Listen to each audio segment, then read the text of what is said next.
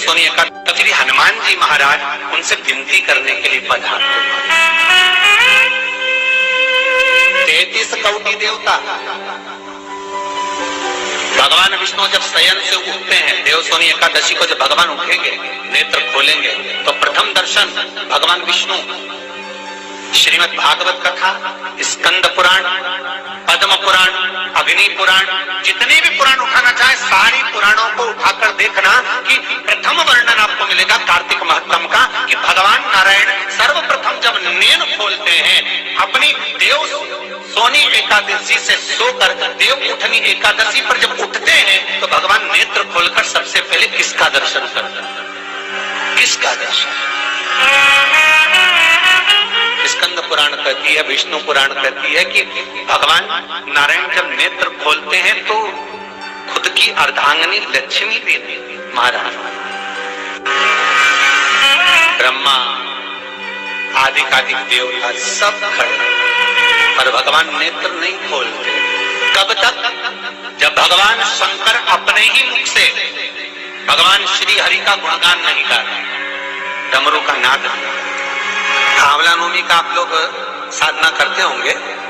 जब कार्तिक के महीने में आंवला नवमी का व्रत आता है, तो जो उपवास नहीं भी रखते हो, जो पूजन नहीं भी करते हो, उनसे मेरा निवेदन है कि स्कंद पुराण में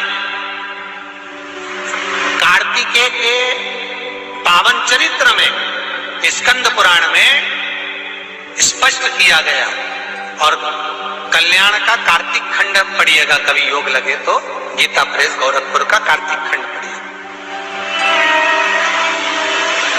आप पढ़ेंगे तो उसमें मिलेगा आपको कि आंवला नवमी के दिन आंवले के पेड़ के नीचे घी का दिया लगाकर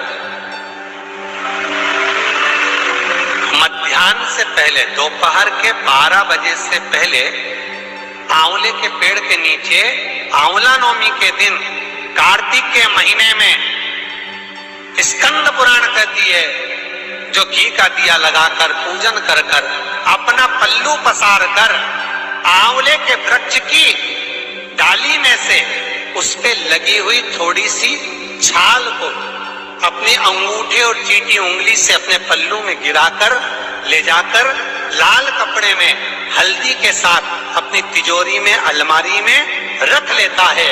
उसके घर में कभी बरकत की कमी नहीं होती, उसके घर में कभी संपदा की कमी नहीं होती, उसके घर में धन, वैभव, सत्ता बढ़ती है। जय श्री राम।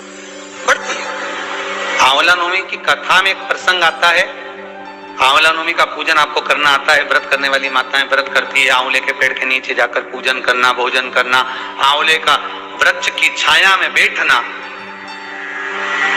उस दिन किसी को अपशब्द ना कहना, आंवले की पूजन कर कर अपनी झोली को पसार कर चीटी उंगली और अंगूठे से आंवले की छाल को थोड़ा सा पल्लू में गिरा लेना, उस छाल को ले जाकर अपनी बरकत में, अपनी अलमारी में, अपनी तिजोरी में रख देना। ये आंवला नवमी की पूजन का विधान है, संपदा के।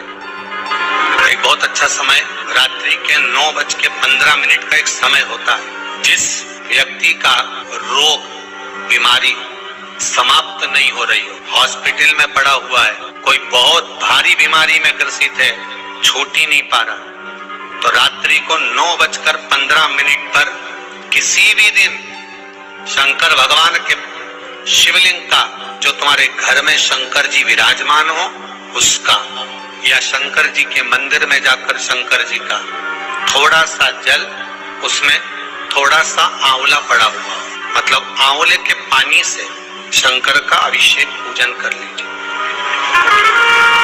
उसका नाम लेकर कर लो जो रोग से ग्रसित हो। 1 दिन, 2 दिन, 3 दिन करोगे, वो हॉस्पिटल से छुट्टी करके आ जाएगा।